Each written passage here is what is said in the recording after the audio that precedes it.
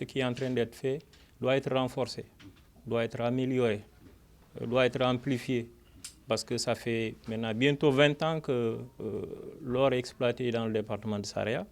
Il est temps quand même qu'on n'ait plus certaines problématiques. C'est vrai, beaucoup de choses sont concentrées dans 2 communes et le département, nous voudrions quand même que ça soit élargi au reste du département, au reste de la région de Kédougou, allant jusque dans le département de Salémata. Donc c'est pourquoi nous les invitons à redoubler d'efforts, surtout à l'employabilité des jeunes.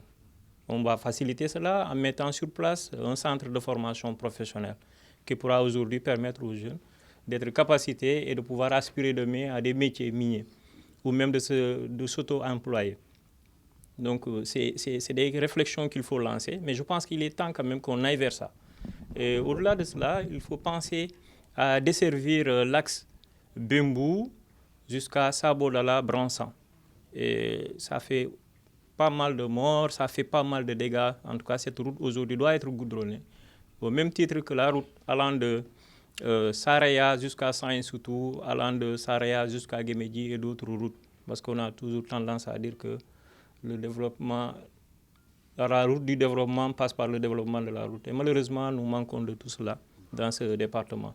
C'est pourquoi nous les appelons à redoubler d'efforts, à concentrer un peu leurs efforts aussi dans le département de Saraya.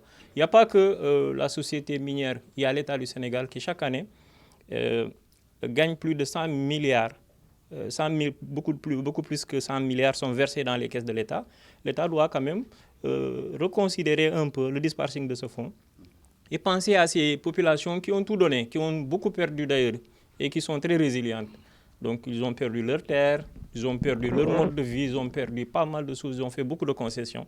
Il est temps quand même qu'on oriente certains projets, en tout cas de développement, et surtout sur le plan des infrastructures socio-économiques de base qui manquent dans cette localité. On ne peut pas comprendre chaque année que plus de 100 milliards sont versés dans les caisses de l'État et qu'on manque d'eau dans cette localité, que les jeunes ont du mal à trouver de l'emploi, qu'on manque d'électricité, qu'on manque aujourd'hui de routes praticables, qu'on manque d'infrastructures sanitaires. On ne peut pas l'accepter aujourd'hui. C'est vrai qu'ils sont en train de faire, mais c'est entre 2 communes pratiquement où l'essentiel de leur effort, en tout cas de la société, sont concentrés. Nous demandons à l'État du Sénégal quand même de revoir quand même le code minier. Le code minier ça fait plus de 20 ans que nous avons le même code. Au début, on pouvait comprendre, on pouvait prendre ce code, mais aujourd'hui, il est temps d'actualiser ce code pour pouvoir prendre en compte les besoins des communautés, les besoins les plus pressants, les réalités des communautés. Parce qu'aujourd'hui, nous avons eu une présentation où on nous parle de beaucoup de milliards. Mais aller sur le terrain, aller dans la zone de Saraya, je ne vous dis pas Sabodala, mais aller dans la zone de Saraya, dans le département de Saraya, vous allez vous rendre compte. Donc il y a trop de disparités entre aujourd'hui ce qui est en train d'être fait par les sociétés ou versé dans les caisses de l'État et la réalité que vivent les sociétés, les populations autochtones qui vont hériter des impacts de l'exploitation minière après le départ des sociétés.